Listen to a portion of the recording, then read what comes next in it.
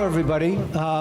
Welcome to the Weinberg Newton Gallery and a very, very interesting evening that we have planned tonight. So I'm David Weinberg. I'm the Weinberg half of the gallery name. My wife, Jerry Newton, right there is my partner. And so a number of people have asked me about this gallery because they've roamed this neighborhood at one time or another and made the comment that this is a very different gallery from the rest of the galleries around here. And it's true. So we are a social justice gallery, and what we do is that we partner with social justice not-for-profits. And we give voice to the kind of work that they do.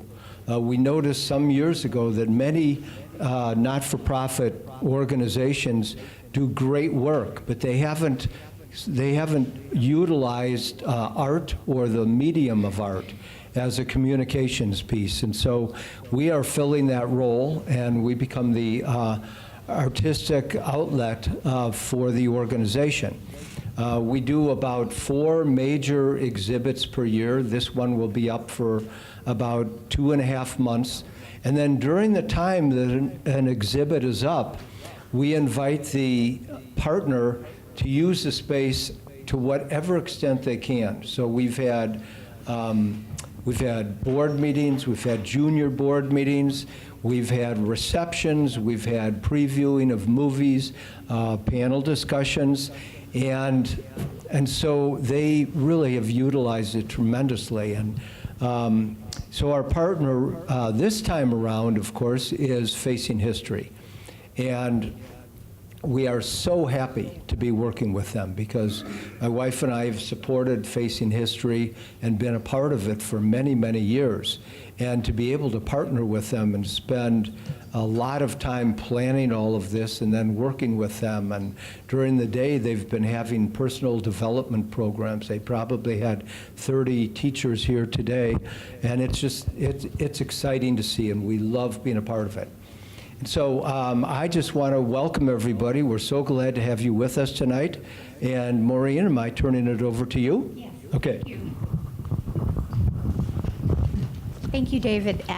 And thank you, David and Jerry and the Weinberg Newton Gallery and all of your staff for hosting us tonight. It is really such a pleasure to be here in this beautiful space with this beautiful art. And just to explain a little bit more, so David's staff, he has really brilliant art staff who work closely with each of the organizations to get to know what the organization is about, and then curate an exhibit that takes the mission of the organization, finds contemporary artists, and gets art that is inspired by the work that the organization does. So it's a really brilliant concept, and we are just so proud to get the opportunity to be here at the Weinberg Newton Gallery. So thank you again. As David said, my name is Maureen Locknane, and I am the Executive Director of Facing History and Ourselves. And I am so excited to welcome all of you here tonight and to welcome our panelists. I'm going to quickly go through and introduce each one of them, and then I'm going to explain a little bit about the work of Facing History, and then I'll start asking some questions. So I first want to ask all of you to welcome Victor Salvo, who is the founder and Executive Director of the Legacy Project. Ramon Gardenhire, who is the Vice President of Policy for the AIDS Foundation of Chicago, and Michael Ziri, who is the Director of Public Policy for Equality Illinois. So please join me in welcoming each of them.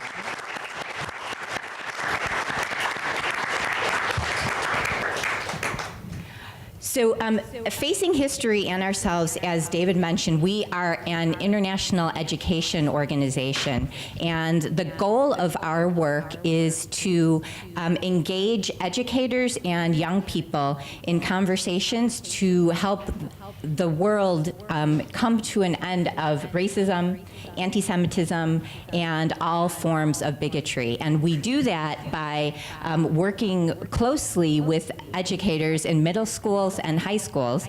We develop curriculum and work with them to then go back to their schools and work with their students.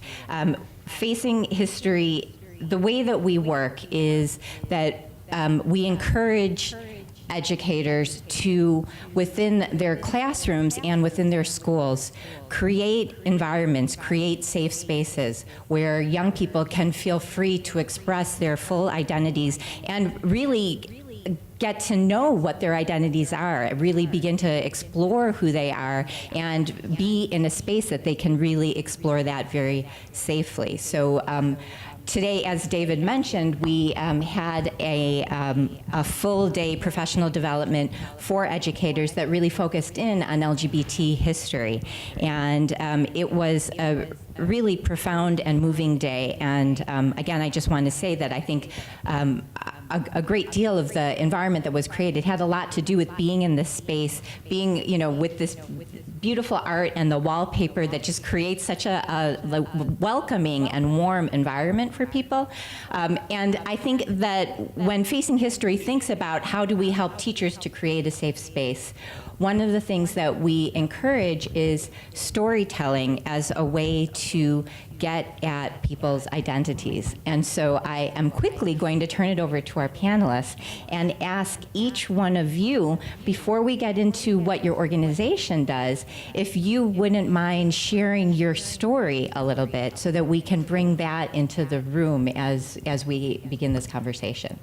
So, and we can just go maybe down the line. So Victor, if you want to go first. Okay, well, thank you all for coming, and thank you also, Maureen. We have Legacy has a long history with Facing History. I always say you're the organization we hope to grow up to become someday, and I'm so impressed by your work and by your approach to history and your emphasis on biography, because that's our mission. My own personal story, I'm a gay man who was once a gay kid who tried to commit suicide 3 times before he was 18 years old, and my entire life now is dedicated to finding a solution and an answer to those questions that kids have who are isolated and don't understand the historical context and the incredible achievements that LGBTQ people have made to world history and culture. My personal life has been utterly unremarkable in a lot of respects. I was born in Chicago, raised in the suburbs, was bullied as a kid. I mean, it's almost like, right out of central casting, was in high school and became fabulously popular because that was what, gay kids who were funny did in order to fit in, and was president of the student council and all these other incredible things because I needed to erase the dark past that I had, but you never fully erase it. It's like a stain on your soul, and I went into college and had, within 4 months of college, had tried to commit suicide because of what I had encountered there. And my work is really kind of centered around providing hope in context, and in many ways it's sort of anachronistic because I guess it's a lot different today, right? Kids have, they have GSAs and all these things that we didn't have back in that time, but I will always be that teenager who tried to commit suicide, and my job is to make sure no one else does. So.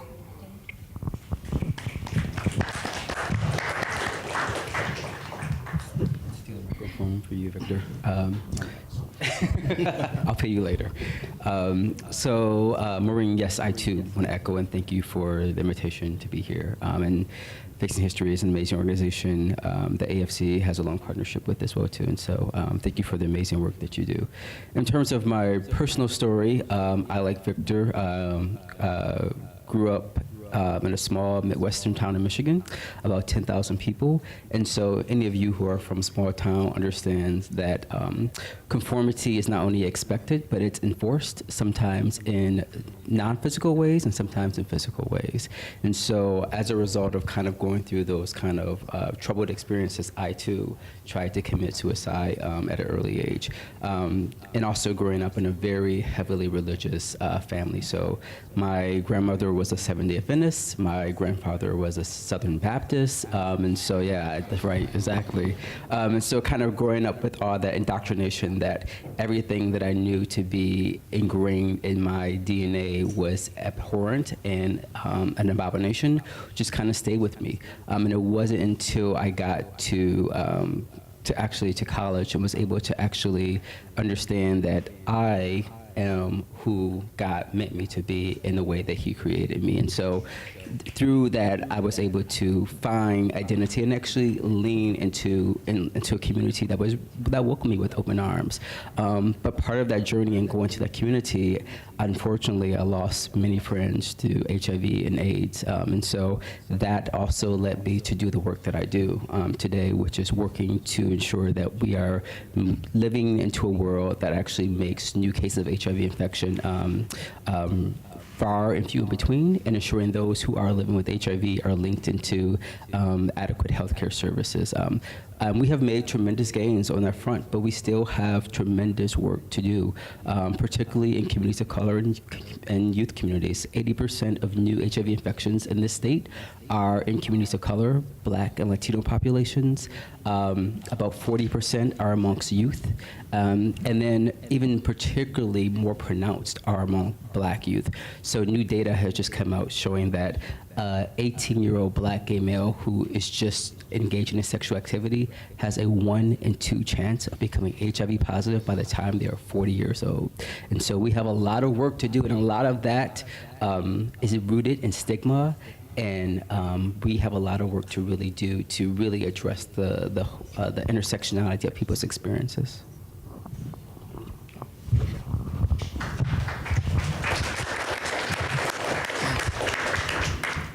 Thanks everyone for being here this evening. Thanks Maureen for hosting us. And thank you to the gallery for hosting this event. It's a gorgeous, gorgeous space. I'm Mike Ziri, Director of Public Policy at Equality Illinois. We're the state's civil rights organization for LGBTQ folks. I don't usually talk about my story because I consider it to be pretty unremarkable. Midwestern, born in Springfield, lived there until 3 years ago when I moved to Chicago, and the next day started Equality Illinois. But I think being in Springfield, it's where I got my love of politics and policy. The Capitol's right there, and I grew up loving it. Not everyone does. But I think for me, one of the formative experiences of my life was work-related, and it wasn't working in politics or policy. I worked in Springfield for 13 years at McDonald's, and it taught me a lot as just a front crew person or a shift manager about how to treat people. Treat people that society says are low wage and disposable. And it really inspired me to do work do work for justice, workers' rights, which are human rights, but also LGBTQ rights, which are very personal to me as a gay man from Central Illinois, who always looked to Chicago as the kind of like the Emerald City. And the ability to move here was so inspiring, and then the ability to work for Equality Illinois, where I get to practice my values. So I consider myself very fortunate. I also am very fortunate that I get to work with these two amazing gentlemen up here in Springfield. We all love going back to the Capitol. I do, and my parents love seeing me. Springfield's great. That's my story. I just secretly remember one thing also. When I came out to my parents in Springfield in 2002, my mom insisted that I go see a Christian counselor. And I think she thought the counselor would fix me, but after a few sessions, the counselor was like, "There's nothing wrong with him," which actually struck me, because it's like, you think of a Christian counselor, that's not what you expect here, but she's like, "There's nothing wrong with him. There's nothing to fix." And then my parents were like, "Oh, okay," and things got better after that. But it's also why I have a strong affinity for the work we do at Equality Illinois downstate, in Springfield, in Carbondale, in Peoria, because that's where I'm from. So I want to make sure that the LGBTQ, folks, adults and youth, are supported and affirmed in their communities, so they don't have to come to Chicago. So, thank you.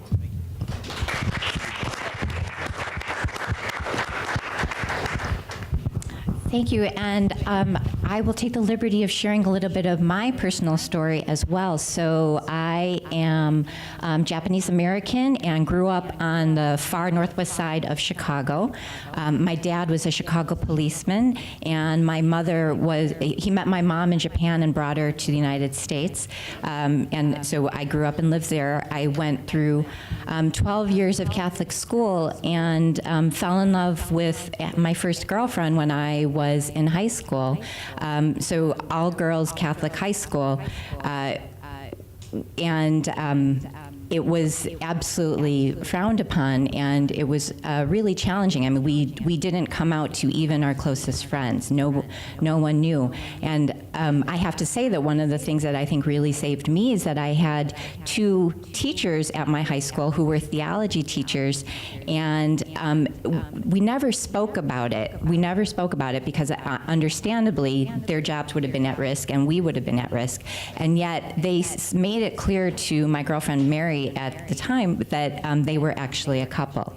And it was just that quiet acknowledgement and that sense that we weren't alone that made such a huge difference for me. And they also, one of the teachers was the sponsor of both the Amnesty International and the ACLU chapter that I started at my high school all the way back then. And I think they guided me and were really so special to me in helping me become the activist and led to the career that I've had too.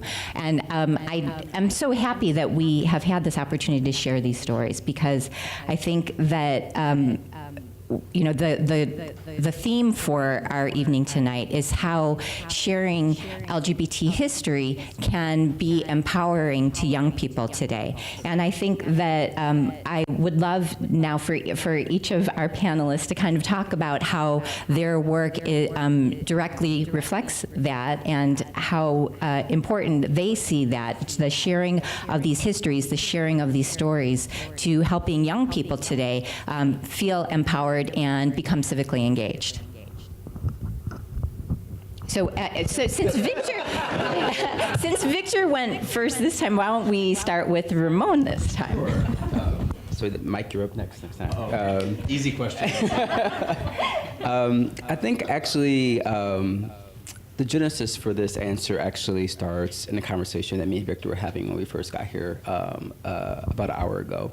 And so I think it's really important to share history because it can be empowering. So obviously we are in unprecedented political times in this country in terms of just the amount of outright racism, homophobia, xenophobia, sexism that we are seeing, unfortunately, promulgated at the most highest national megaphones that we have in this country.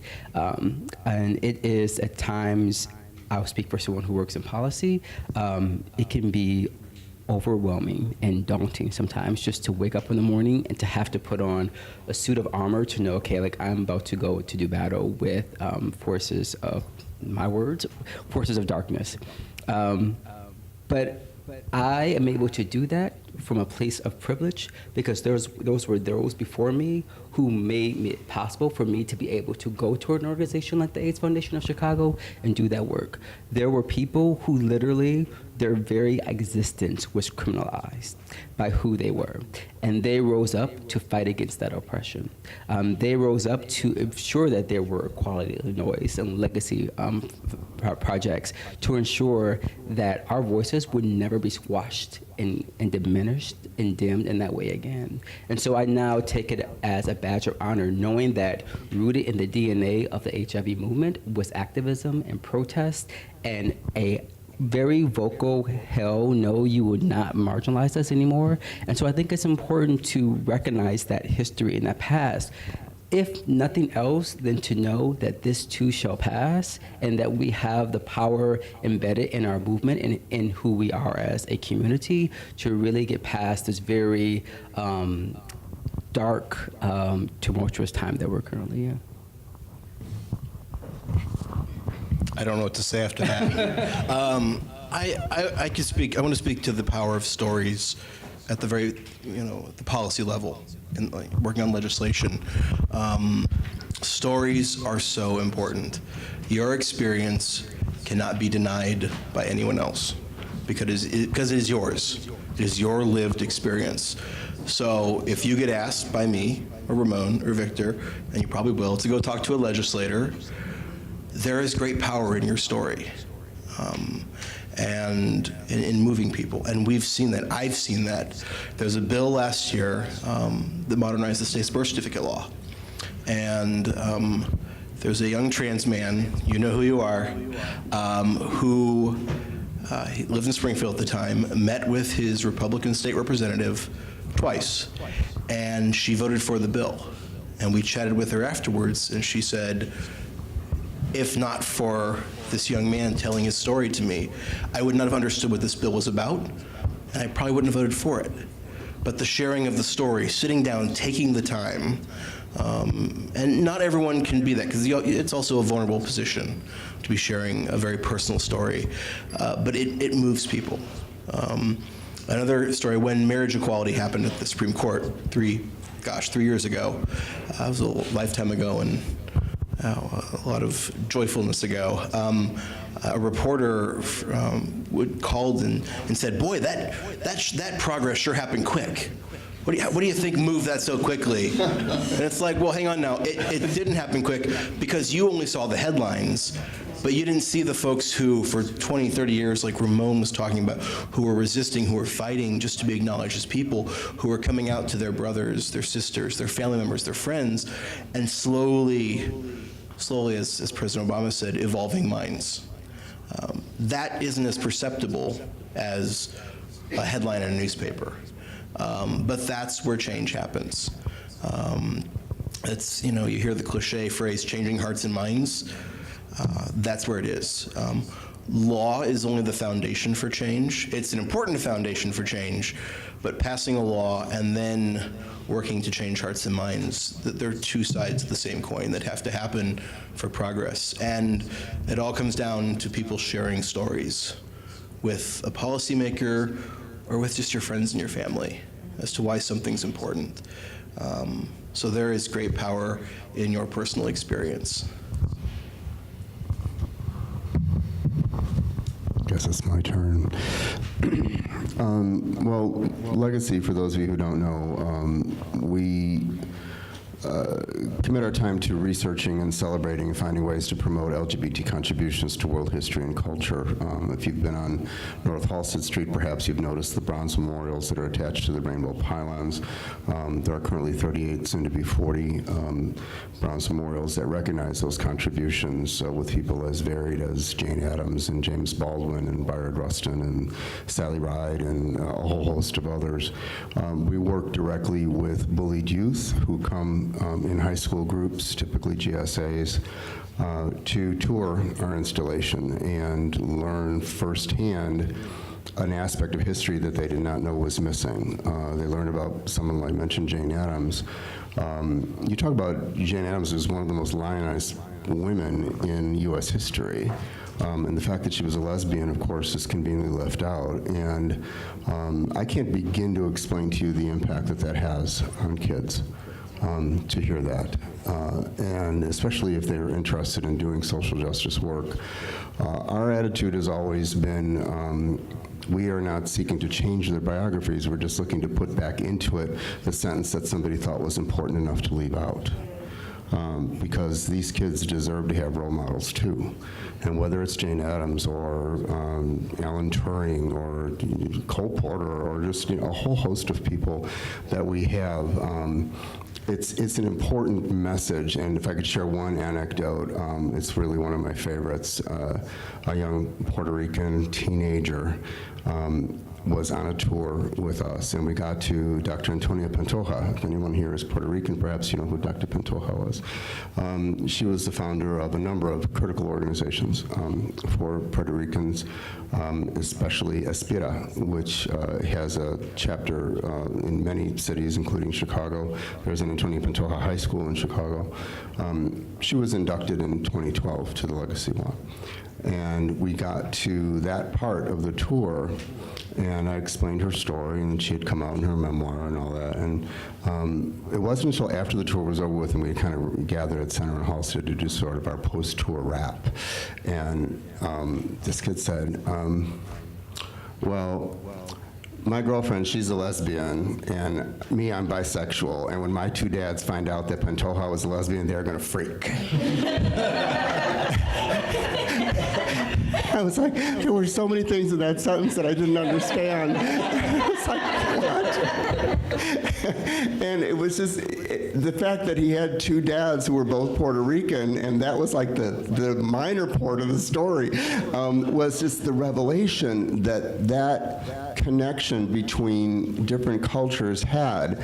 And it would be something that would be lost on me otherwise if I hadn't heard that. And that's like only one example that I can point to of the ability of these stories about LGBT contributions to the broader story of humankind have on kids who at that age, especially like our target group is sort of 14 to 17, they don't have a sense of context. They're desperate to understand where they fit in the overall story. And the fact that these histories have been altered, in many cases deliberately altered and often falsified to deny the alternate or variant sexuality or gender identity of these individuals is tragic for these kids. So the work that we do, and that we're really so excited to work with Mike and Ramon and our friends at Illinois Safe Schools to try and bring this information into the lives of these kids is invaluable, because sometimes that one story that you get, and like, you know, I told my own story about suicide attempts, and I often kind of like catch on that because I'm not sure if that's like too maudlin, you know. But I always tell that story when we get to Alan Turing's plaque on the Legacy Walk, because Turing was driven to suicide after having established the concept of computer science and artificial intelligence. I don't know who's listening to me in that group when they're with their friends who's actually considering suicide that day. You know, I was with my family the day that I tried to commit suicide, having a great old time. It was 4 hours later I did it. So, I mean, we need to do this because these kids need to have something to hold on to. And in spite of how good they have it now, man, you're still alone. When you finally make that connection for yourself, you're still alone. So I'm grateful, you know, not too many people get to live their dream. You know, I had the idea for the Legacy Walk was 1987. It took 25 years, but it never left. So that's my message to all of you. If you have a good idea, don't let go of it. Thank you. I think that this was the perfect lead into my next question, and Mike is the guy I think that is the most appropriate person to answer the question, which is, I think that everyone in the room is aware that there is a bill currently in the Illinois State Legislature to, and I have the flyer here in front of me, and it's also on the table back there, so please be sure to take the flyer before you leave. But so there is a bill, SB 3249. It's the Inclusive Curriculum Bill that would make Illinois the second state in our country that would require that LGBT histories be taught in our high schools. So Mike, can you please tell us much more detail about that bill? Sure. Thank you. That's a great question. And it's an exciting bill. And I hope everyone did take a fact sheet. On the back are all of our great coalition partners. But also, one thing before I talk about it, I want you also to do, take a half sheet. Don't take it with you. Leave it here, please. Fill it out, because we will give these to your state representative. So that's very, very important. Yeah, this bill it's really awesome. I mean, if you read it, it's just very simple. It just says in the school code section on U.S. history that the teaching of U.S. history in schools will include a study of the roles and contributions of LGBTQ people in the history of this state and this country. Very simple. But such a powerful idea, as Victor, just talked about the power of what those stories and that history can mean. And it's an exciting bill. This is the first year it was introduced. We will be the second state to get it done. We will get it done.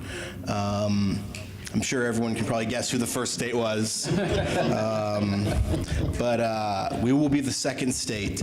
And it's really exciting. We have two amazing sponsors on the bill, State Senator Heather Staines from the north side of Chicago, and State Representative Anna Moeller from Elgin. From the Elgin area.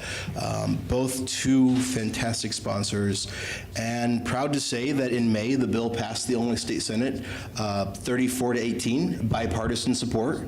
Republicans and Democrats coming together, and we've passed it out of the committee in the Illinois House of Representatives.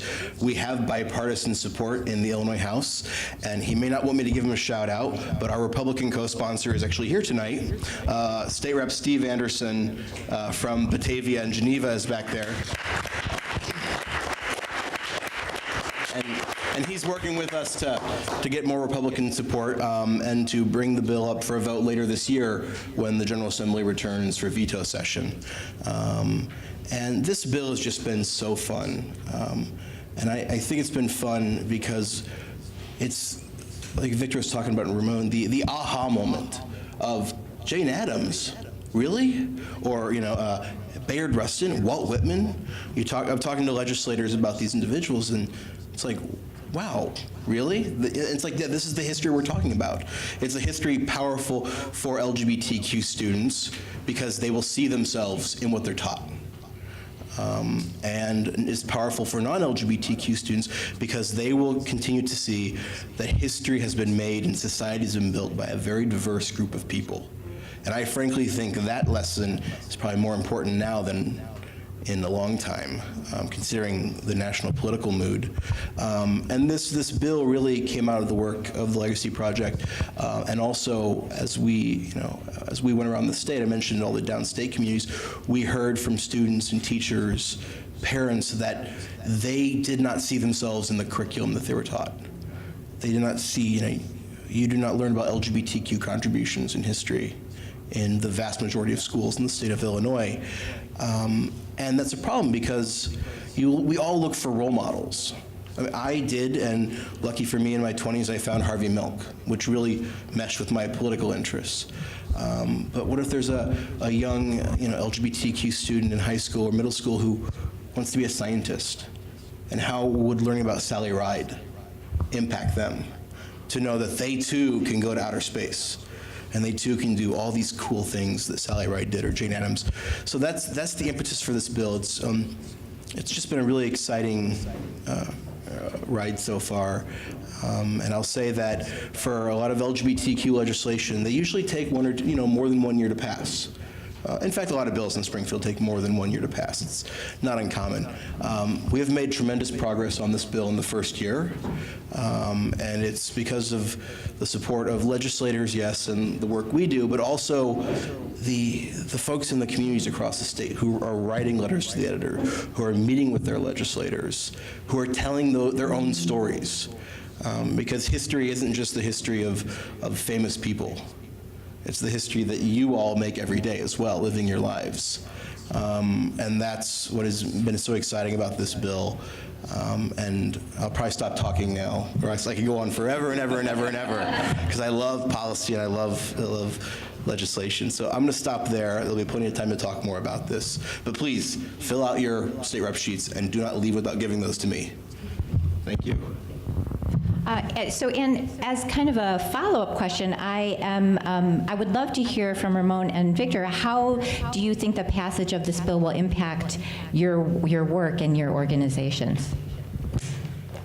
So, how many of you in this room have been watching that absolutely dynamic, fabulous show, Police, by Ryan Murphy? That show is not only just fabulous in its writing and its delivery, but representation matters, right? Because as Mike was saying, you get to see yourself, and you basically are then, for the first time, you see someone says, I see you. Your lived experience matters. And when someone tells you that it validates your existence. It validates all those kind of tumultuous terms and times that you've had to go through. As a person of color, I really lean into this work with a lens of intersectionality. And I know that growing up as a young black man, it was so pronounced and powerful to have Black History Month and see these stalwarts of African American history really be lionized and talked about. But also growing up as a queer black kid, I did not have that other side of the coin to know that it's okay, and that gay people have made tremendous contributions to the fabric of America and to the fabric of just our humanity as individuals and people. And so I think that's why it's important. And I think that it's important in terms of my work to really understand, again, as I talked about the numbers that we're facing in terms of the disease burden, particularly in youth, to understand that LGBT people are more than just data points, that they are titans of industry, that they are titans of literature, that they are amazing creative forces which have transformed the narrative of how we view society. And I think that's why bills like this one are so important to all of the work that we do up here.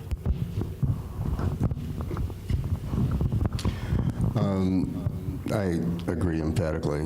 Working on the bill with Mike and equality has been an incredible experience for me personally. And as I told the governor when we had a chance to speak, the reason why this bill is important from my perspective, in addition to all the other things that have been said, is that we're currently in discussion with 4 high schools who want to create a curriculum model for them. And it's difficult. Granted, these particular high schools have supportive administration, and they're willing to kind of tease around the edges and kind of discuss what this would look like. But it has to be because of the nature of what's going on right now, and the bill having not passed yet. It's kind of always a one-off sort of thing where they're trying to test the waters and figure out what they can do and what they can get away with and all. And we've done seminars for teachers who are emphatic that they want to be able to teach about these contributions. Whether or not they themselves are LGBTQ, I don't know, and is irrelevant. But they know that they have kids who would really benefit from it. What I told the governor was that because there is no mandate to do it, most of these teachers are too terrified to even raise the specter of doing it in their schools for fear that they are rocking the boat. And they have to deal with the school councils and the superintendent and all the other considerations that go along with that. So the reason why the mandate is important, and a lot of people are like, oh, I don't believe in unfunded mandates. The reason why this particular mandate is important is because there are people out there who are, for sake of their own careers, too terrified to actually begin to do this. And I think that once this legislation passes and the autonomy is given to school districts to figure out ways to implement it, in terms of our mission, it takes all the education materials, the Legacy's created. Most people don't know that everybody on the Legacy Walk has a lesson plan and multimedia and study guides and resources and all that already identified for them. It's all there ready to go, and it gives an opportunity to finally begin to do this. And I agree with Mike, increasingly, it's not just that it's important to LGBTQ youth to see themselves, so that's obviously very personally important to me, but it's important for kids who are not LGBTQ to understand exactly what you were saying about the diversity of contributions that have been made to our culture and our society. And because only LGBT people have been systematically redacted from the story, and I'm serious about that, it's systematically redacted because researchers are too afraid they would lose their funding if they said it. Universities would not support professors who talked about it. There has been, for centuries, a gag rule about the fact that people who were not heterosexual did great and fabulous things. And that's all we're really trying to counter here. And if this legislation makes it possible for intrepid teachers, regardless of where they are on the spectrum, to come forward and be able to do this. Everyone is going to benefit from it because the more society has it reinforced that we're all in this together, the better we're all going to be, because right now the forces of darkness are trying to divide us. Can I ask a show of hands of how many people in the room here are educators tonight? Because I see a bunch.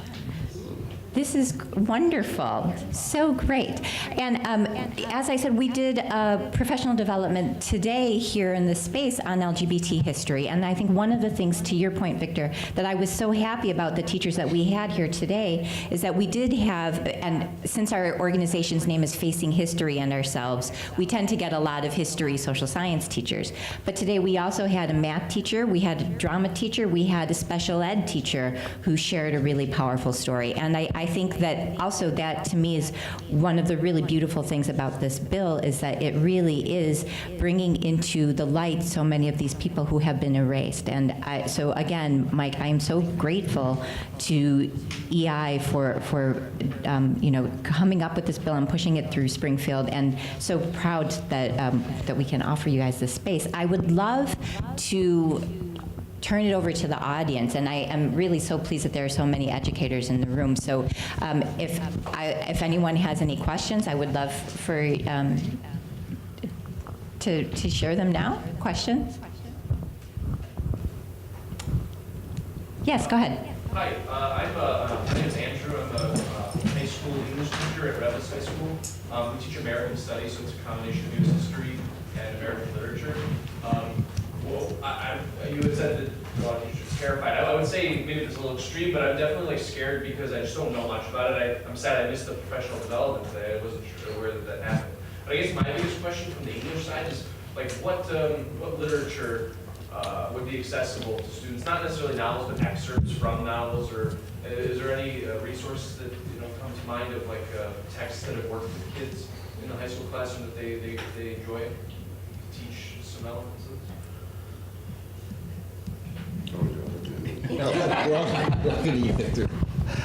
Well, I actually have not read every piece of literature, so I have to confess I'm ignorant about that. There is a book that I read a long time ago that I think was from the late 90s called Becoming Visible, which was written by, I think, the founder of GLSEN, who's Kevin, whose name is escaping me right now, which is filled with excerpts within it and talks about all of these stories. I'm not even sure if it's still in print, but if you're able to find a copy of it, you're going to find some fascinating stuff in there that sheds light on, especially I think the parts about Eleanor Roosevelt, who many people do not realize Eleanor Roosevelt was bisexual, and she and her lover of 30 years lived together in the White House. That is a story that blew me away when I read about that, and they have excerpts of that story in that book. And if nothing else, that one I'm sure will point you in a direction to do that, because it lifts passages from a whole variety of books that talk about a number of different people. So that's one I would suggest. The title was Becoming Visible. Kevin Jennings. I want to say, yeah, no, we've already been invisible. It's we're going the other direction. It's Kevin Jennings. I think he was the founder of GLSEN back in the day. So. And I think also, if you want to look at literature by LGBTQ authors, you've obvious ones like Walt Whitman, viewing his works through that lens. James Baldwin, Lorraine Hansberry, who wrote A Raisin in the Sun. And I learned from the Legacy Walk, born in Chicago, and her family was involved in a major civil rights lawsuit here. So there's just three names. I mean, there's countless more. Oscar Wilde. There's a new movie coming out about Oscar Wilde as well, called The Little Prince, I think. I saw the trailer for it last night. It looks amazing. So these are some individuals. I think Oscar Wilde is more famously known that he was, LGBTQ, but others like Walt Whitman, the great American poet. So I think those are some examples as well, just off the cuff. I'll add my favorite Virginia Woolf, Orlando, and also Mrs. Dalloway are two really classic books of English literature that have really interesting gender and sexuality themes. And I can think of a new one, the book that just came out fairly recently about Leonardo da Vinci that's being made into a film starring Leonardo DiCaprio, who was named after Leonardo da Vinci, ironically. Honestly, I'm totally blanking on the title of the book, but it's fairly recent, so it shouldn't be too hard to find. I've heard it is brilliant and does not pull any punches about his relationships and his sexuality. So. Other questions? What are some ways that you would suggest middle school and high school students get involved with activism, with either Equality Illinois or in some way working towards passing this legislation, or like beyond GSAs, which are fabulous, enlistment work in schools too? That's an awesome question.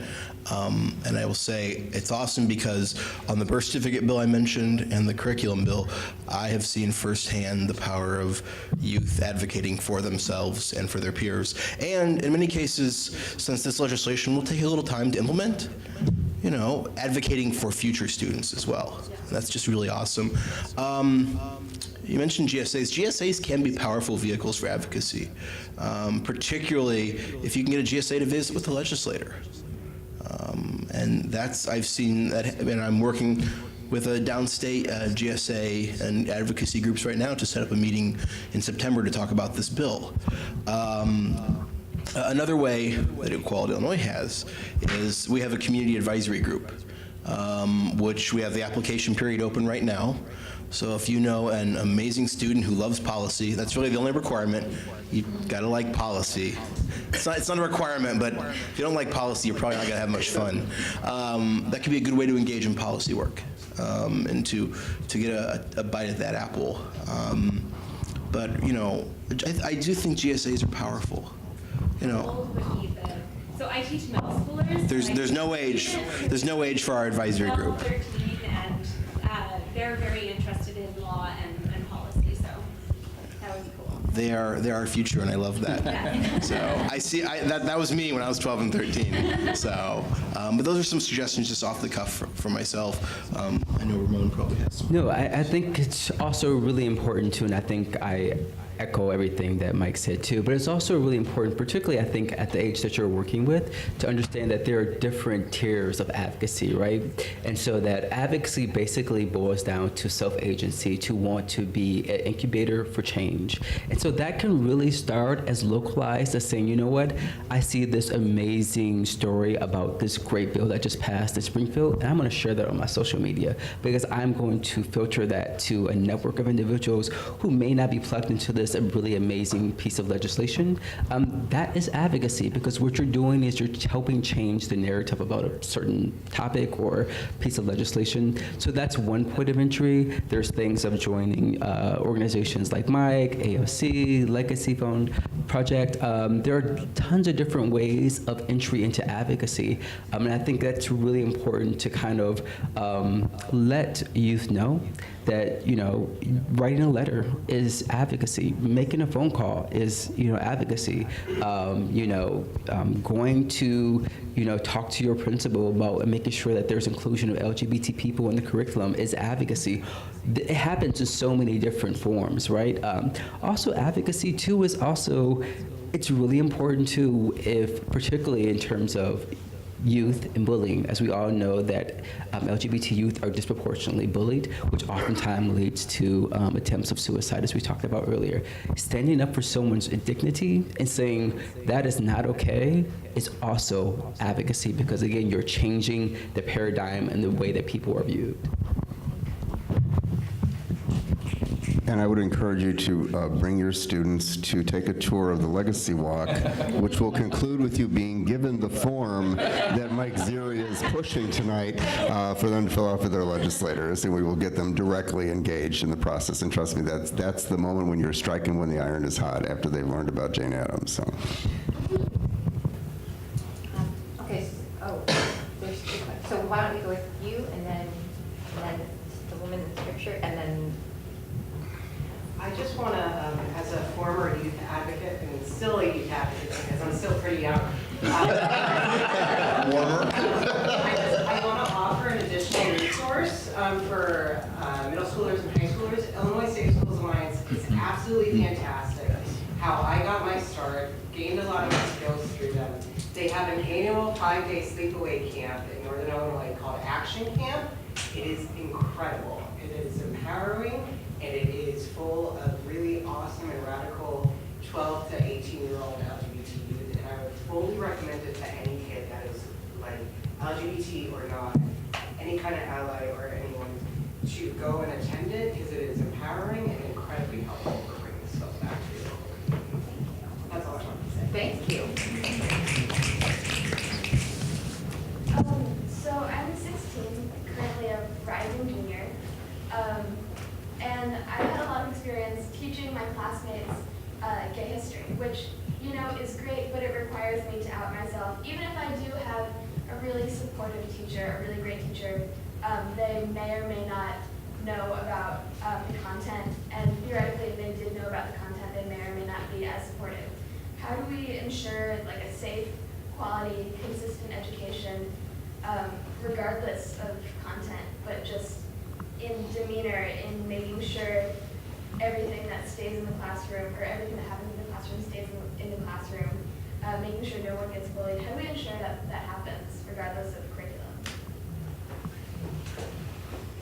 Thank you. That is an incredibly powerful question, and I first of all just really want to thank you for being brave and for being, plugged into the community, and at your age really becoming an activist. So my hat's off to you, and I thank you for being here tonight. I think your question is such a powerful question, and it's something that Facing History and ourselves works so hard to try to make sure happens.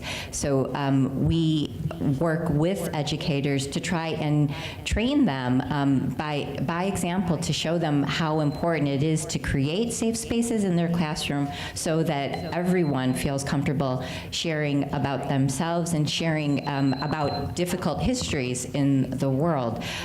So I would encourage you to talk to your teachers, and we have materials about Facing History as well, and to share that with them.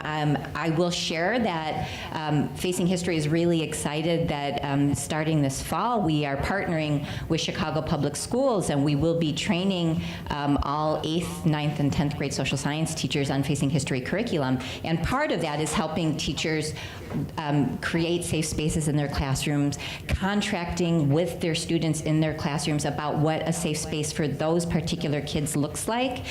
So all of that is so important. I'm really glad that CPS and Facing History are working together, but that, there is so much more work to be done, and I think that you're really pointing that out, and I know everyone at this table, we're all committed to trying to make that kind of change a reality for all kids. So thank you again. Do you guys want to, is there? I think at the risk of self-promotion, I'd encourage you to go to our website, which is legacyprojectchicago.org. And the reason why, honestly, is because of the feedback that I've gotten from parents and from students who have said it's the only thing that they have ever been able to sit down with their parents and kids together and look at that history in a really preachy way that also doesn't, run the risk of an underwear ad in 2 clicks, which is what we have elsewhere on the internet. We're fortunate because we have no advertisers. There's no risk of being touched by actual reality. But it's a way to, what I would recommend in the absence of positive change in schools, which may, be pending the mandate, is to get kids to go there and explore based on their demography and their interests or whatever. It's divided up in a bunch of different ways you can look at it. And if anything, share the information with each other. In the classroom or in your GSA or in whatever the context happens to be. And every one of our folks is also linked to other history databases. And it may very well be where you have to kind of do the heavy lifting on your own in the beginning until it becomes more mainstreamed. But every generation has its challenge, and this is yours. And you're Yeah, so I'm a librarian. I'm working at the American Library Association, so I was kind of curious about any work that you might do with librarians in the schools or in public libraries. And also, Chicago Public Library has 4 copies of Becoming Visible. And yeah, and the author for the, I just looked it up because that's how I am. You mentioned the book. The Leonardo da Vinci author is Walter Isaacson.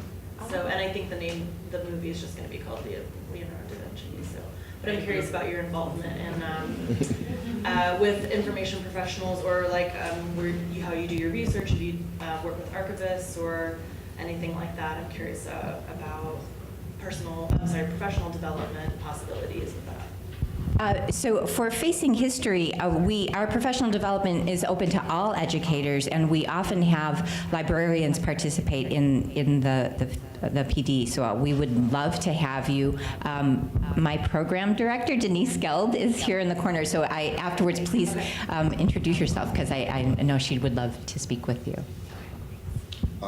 I'll say really quick that when the Legacy Wall, which I don't actually have up there, but it's our traveling installation, debuted in 2015, it spent 16 months in Illinois and was kind of like adopted by the Illinois Library Association. So it has been to a number of libraries in the state, and it travels with an 80-page syllabus of books that go along with it. So if you want to get a hold of me, I can hook you up with what our resources are for it. And because the Secretary of State is basically the state's librarian, we're actually tied directly into that system. So when the wall goes from situation to situation, the local library that's annexed to that installation is always keyed in to that. So there's some synergy there that we're trying. I think it can be even better than it is, but we're trying. We're a very tiny charity. So. Okay. Yes. I'm Jessica Boyd. I'm a CPS middle school teacher at MTA, teach social science. First, thank you. This is wonderful to be here. And Holly Murray, Proud Shoes, great. She was a civil rights activist that doesn't get talked about nearly enough, not so identified within the LGBTQ, so intersectionality, all that, Holly Murray. I was thinking about how difficult it is as an educator to be directly involved in policy. Like, obviously, we can sign things, and we can get our kids to sign things, and we can tell them to write letters, and we can give them addresses. But what do you recommend for educators who want to do more and actually be involved in information and policy? I think, for me, one of the most profound and prolific things that educators can do right now is really educate kids about just civic engagement and how the process works, because there's such a just disconnect in terms of understanding that, here's how policy is developed. And I think that by doing that, you actually kind of pull back the curtain in terms of it empowers youth to say I can actually make this resolution a reality. I can make this bill actually go to the city council. I mean, not every bill has to, have its genesis in Springfield or in Congress, right? There are local levels of government, and by really showing youth how the process works, I think you really embed in them a spark of curiosity, which hopefully will spur them to activism. Everything Ramon just said, I was going to say some of that too, but to the point, there is, Illinois is probably the state with the second most levels of government, and the local governments are often, I think, overlooked, whether that's your school board, especially your school board, but your city councils. There's a place you can do a lot of impact there, and I always tell people, if you see a problem, run for office. I ran for office when I lived in Springfield. I served on our convention center board. We do elect it. I don't know why, but we do. But do get involved in the very local levels of government, where you can have, as an educator, a really a huge impact, because so few people vote in local elections, but also reminding your peers and your students that civic engagement does not end when you cast your ballot. That's the start, because then you got to hold everyone accountable, and you got to fight for things like the curriculum bill or education funding reform, or equitable HIV/AIDS policy, or any variety of issue that interests you and impacts your life. So voting is important, registering is important. Registering is important, then voting, because if you got to vote, you got to take that second step after you register, but then really engaging the process, and I would say run for office as well. And always meet with your policymakers. And if I may do a plug, get engaged in your union as well. Whether that's the Federation of Teachers, the IEA, CTU, pay attention to what the leadership of the union is saying and be engaged in that respect as well. So. I saw one hand over here, and then we'll let you have the last question. Hi, yes, I am no longer a classroom teacher. I work with a nonprofit, an educational nonprofit. And we are deeply committed to diversity, equity, and inclusion on our staff. And I'm wondering if you all have any practical tips or suggestions for a nonprofit on a tight budget that, doesn't have all the money to spend on diversity training, but want to increase inclusivity, especially for LGBTQ staff members, and want to do it in such a way that doesn't put an undue burden on those staff members to have to be the ones who train, right? But be able to do it in a way that involves all the staff and can create open space for conversations and increase awareness about the LGBTQ experience, right? And I'm wondering, do you have thoughts, I'm sure, as leaders of your own nonprofits, of how to cultivate greater and deeper awareness of the LGBTQ experience, history, in a way that opens up like that staff culture.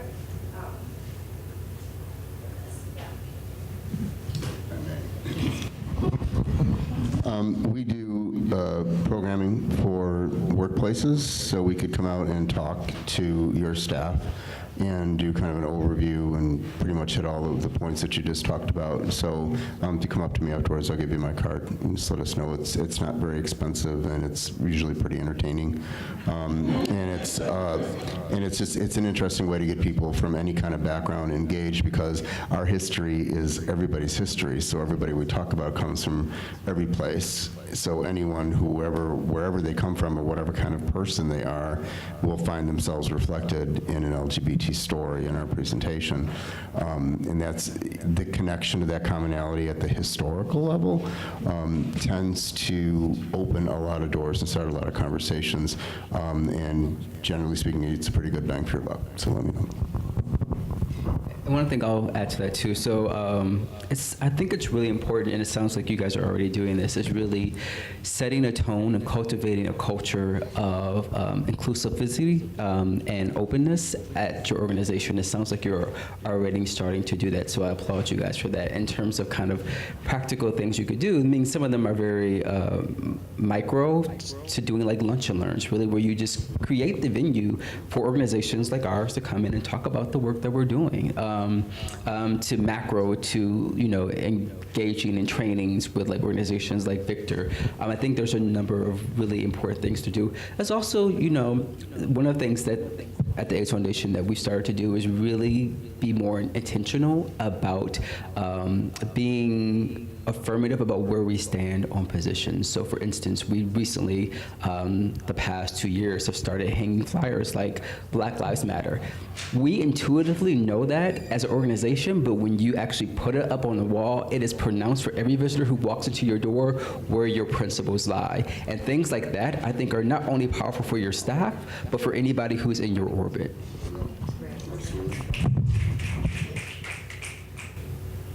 Okay, and the last question.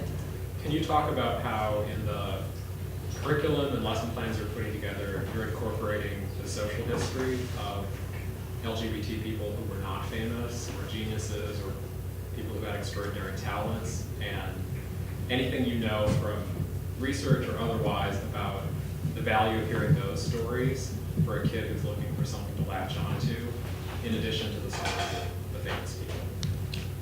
I guess I'm going to take this one. I'm glad you asked that, because actually the stories that tend to resonate the most after the shock value of the Jane Addams story wears off is actually the smaller stories, the ones that don't have the grand history behind it. Because sometimes when a person becomes lionized by history, sort of an invisible barrier surrounds them, and it makes them less accessible. Even if their story is very genuine and all that, there's something about them being famous that creates sort of a patina over them that makes them very different. So the way we approach it in our lesson plans is whether or not, there's a lot of people on the Legacy Walk who are very obscure that no one's ever heard of. We give those stories the same amount of weight as we do anyone else's story. And we approach it, taking our cue honestly from Facing History, is to what were the decisions that those individuals made in their lives that led them to make history. And often people who become famous before they got to be famous or lionized were just like regular schmucks, like all of us, right? And they didn't get their laundry done, and and they did stuff, and they made decisions based upon their values. And that's the part that we try to drive, is that values end up making the determination of where your life goes. And the earlier you can embrace values that are inclusive and positive, the earlier kids will begin to make those decisions for themselves and how their own lives evolve. So in terms of how we do it, I would say probably if you were to walk down the Legacy Walk, a third of the people at least you will never have heard of before. And their stories are very quiet and small, but they did incredibly powerful things. And I think those are the stories that actually end up resonating. So. I actually do want to just ask Mike one quick question about the bill, which is if you could just give us what you're projecting as kind of a timeline. So, sorry, I forgot about the microphone. So the bill, we're hopeful to bring it back up for a vote in the fall, during the veto session in Springfield. And then the effective date on the bill that we put into it is July 1, 2019. And we did that because we thought, generally, if you don't put an effective date in a bill, it will take effect January 1 of the next year or some other year, which is right in the middle of the school year. So we picked July 1 because it's not in the middle of the school year. But the way, and passing the bill and getting it signed by the governor is step one. Because as with any piece of legislation, any law, the bill is only as good as its implementation.